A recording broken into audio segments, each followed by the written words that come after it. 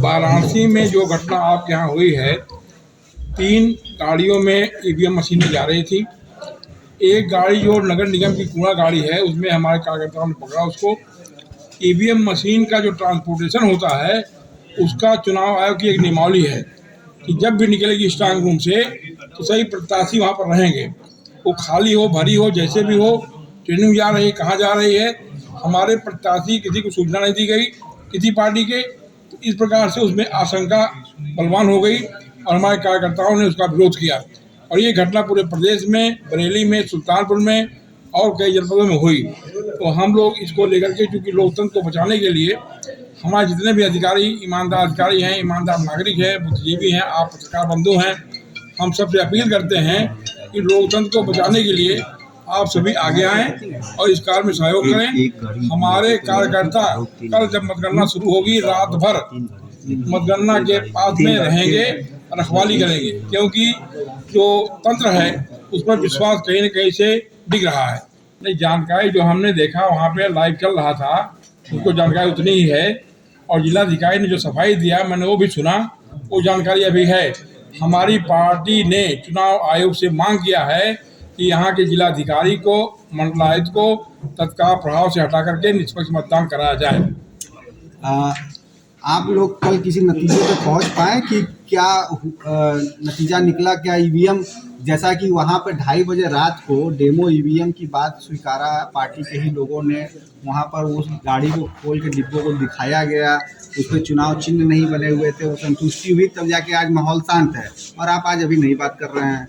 नहीं, मैं नई बात नहीं कर रहा हूँ, मैं बात ये कह रहा हूँ कि ईवीएम मशीन का जो आवागमन है, ट्रांसपोर्टेशन है, उसके लिए चुनाव आयोग की एक गाइडलाइन है। जब ईवीएम मशीन का ट्रांसपोर्टेशन कहीं होता है, चाहे डेमो करने के लिए हो, चाहे ट्रेनिंग के लिए हो, तो प्रत्याशी जितने भी दल के हैं या निर्दलीय हैं, सबके जानकारी में बिना लाए एक कार्य नहीं होना चाहिए। ये बताइए कि कमिश्नर साहब को ये बात आप लोग के आंदोलन के चलते फिर स्वीकारनी पड़ी कि ईवीएम के मूवमेंट के प्रोटोकॉल में त्रुटि थी, तो ये क्या मान रहे हैं कि अब वो स्वीकार रहे हैं, कहीं नहीं कहीं धीरे धीरे अपने कमियों को बताना शुरू कर रहे हैं? जन दबाव के आगे किसी भी सरकारी तंत्र को, प्रशासन को, शासन को झुकना पड़ता है। अगर इतना जन दबाव न बनाया गया होता तो शायद उन्होंने जो पल्ला झाड़ लिया था कि ये मशीनें ट्रेनिंग के लिए जा रही थी, उस ट्रेनिंग में भी तो हमारे प्रत्याशी या उनके प्रतिनिधि होते हैं, किसी को जानकारी नहीं दी गई थी। अब बिना जानकारी के अगर डेमो के लिए मशीन जा रही थी तो निश्चित रूप से चुनाव आयोग के निर्देशों का उल्लंघन रहा। कमलती साहब, कल वहां पर बड़ी हुआफो की स्थिति थी, मीडिया के लोगों को भी निशाना बनाया गया, मारा गया, कैमरे तोड़े गए, इसकी जिम्मेदारी कौन लेता है? आप या आपकी पार्टी लेती है? ऐसा है, ऐसा तो नहीं कि पुलिस वाले आपके कार्यकर्ताओं के वेश में थे या राजग तत्व आपकी वर्दी में थे? मैं जहां तक जानता हूं, समाजवादी पार्टी का कोई भी कार्यकर्ता इस प्रकार की हरकत नहीं करता है। अगर कहीं किसी ने अनजाने में उत्साह में कर दिया है तो मैं उसकी तरफ से खेद व्यक्त करता हूँ, माफी चाहता हूँ, क्योंकि पत्रकार बंधुओं का हमारी पार्टी ने सदैव सम्मान किया है और सदैव उनका साथ निभाया है। अभी हाथरस में एक रिपोर्टर आए थे रिपोर्टिंग करने के लिए, उनको अकारण जेल डाल दिया गया। यही मिर्जापुर में है, खाने में नमक और हल्दी दिखाया गया था, वो पत्रकार जिले में था।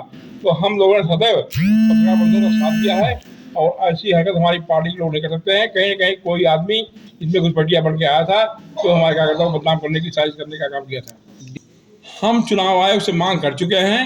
कल हमारी पार्टी का एक दल लखनऊ में निर्वाचन आयोग से मिला था और इस आशय की मांग किया था और हमारा काम है, मांग कर दिया हमने। हमारे कार्यकर्ता चौकस है, हम प्रत्येक टेबल की रखवाली करेंगे, प्रत्येक स्ट्रांग रूम के हम रखवाली करेंगे और अपना जितना बन पड़ेगा हम सभी नागरिकों से भी अपील करते हैं कि लोकतंत्र की रक्षा के लिए हमारा सहयोग करें। बनारस के ईवीएम सुरक्षित रहे कि नहीं रहे? क्या लग रहा है, गड़बड़ी हो गई कि होनी बाकी है अभी? उन्होंने जो प्रयास करना होगा किया होगा, लेकिन यह है कि अब हमारे सामने मशीनें खुलेंगी और जितनी भी आशंका अगर होती है किसी भी दल के द्वारा, निर्दलीय के द्वारा, शंका का समाधान निर्वाचन अधिकारी जो जिले का है उसको करना चाहिए। कल आप मतगणना होने देंगे? क्योंकि ओपी राजभर जी ने कल बोला है कि जब तक डीएम कमिश्नर नहीं हटेंगे तब तक हम मतगणना नहीं होने देंगे। ठीक है, ओपी राजभर जी हमारी पार्टी के बड़े नेता गठबंधन के हैं, उन्होंने मांग किया है, हम यहाँ पर आए हुए हैं, हम पल पल की खबर अपने राष्ट्रीय अध्यक्ष जी को देंगे, जो निर्देश मिलेगा उसके अनुसार हम लोग कार्रवाई करेंगे। क्या मतगणना होने देंगे कि नहीं? सवाल ये मैं कह रहा हूँ कि हम लोग पल पल की खबर अपने राष्ट्रीय नेतृत्व को दे रहे हैं, जो निर्देश प्राप्त होगा वो हम लोग करेंगे। स्पष्ट आपने बताया नहीं कि ईवीएम से छेड़छाड़ हुई कि नहीं, या उसको कहीं ले जाने के लिए या उसको कुछ गड़बड़ी करने की बात जैसा आरोप लगा रहे थे, कुछ हो पाया कि नहीं? ईवीएम के ट्रांसपोर्टेशन में निश्चित रूप से 100% निर्वाचन आयोग के निर्देशों का उल्लंघन किया गया है। तो इससे क्या फर्क पड़ेगा? इससे क्या मतगणना में कोई प्रभाव किसी पड़ता है? भी अधिकारी को जो निर्वाचन कार्य में लगा है उसको निर्वाचन आयोग के निर्देशों का पालन करने के लिए वो कर्तव्यबद्ध है।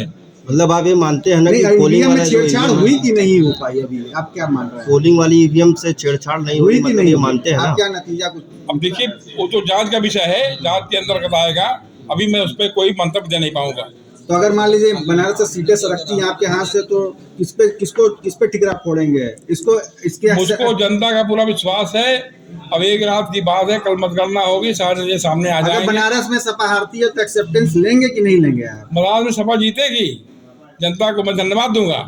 कल ईवीएम पे भरोसा है ना? अभी जनता पे भरोसा है, ईवीएम पे जनता पे भरोसा है। हमारे मत ईवीएम में बंद हैं, ईवीएम जनता पे भरोसा है। जनता ने जो वोट कास्ट किया उस ईवीएम पे आपको भरोसा है कि उसी नहीं? की तो हम लोग रखवाली कर रहे हैं रात भर। अभी सुरक्षित है ना? अभी तो हम लोग सुरक्षा कर रहे हैं उसकी है, कोई भी मशीन बाहर नहीं जाने दे रहे हैं। अब तक सुरक्षित है आपके अभी कहने कल का जो मतलब? पकड़े गए हैं हम रखवाली कर रहे हैं, हम उनके सामने बात अपनी रख रहे हैं और हर अधिकारी जो अच्छा अधिकारी है, ईमानदार अधिकारी है, वो हमारा सहयोग कर रहा है। अभी सुरक्षित है कि नहीं ईवीएम? अभी तक सुरक्षित है कि गड़बड़ी हो गई है, ये बता दीजिए बस। देखिए जो आशंका हमारी थी, बलवती थी, हम लोगों ने व्यक्त कर दिया है। उसके ऊपर कार्रवाई करना निर्वाचन आयोग से मिले अधिकारियों का कर्तव्य है। यहाँ पर ऑब्जर्वर भी आए हैं, ऑब्जर्वर को भी बता दिया गया है। कई लोग दोबारा चुनाव कराने की भी मांग कर रहे हैं, आप लोग? अभी वो परिस्थिति आएगी तो हम लोग उसका निर्णय लेंगे।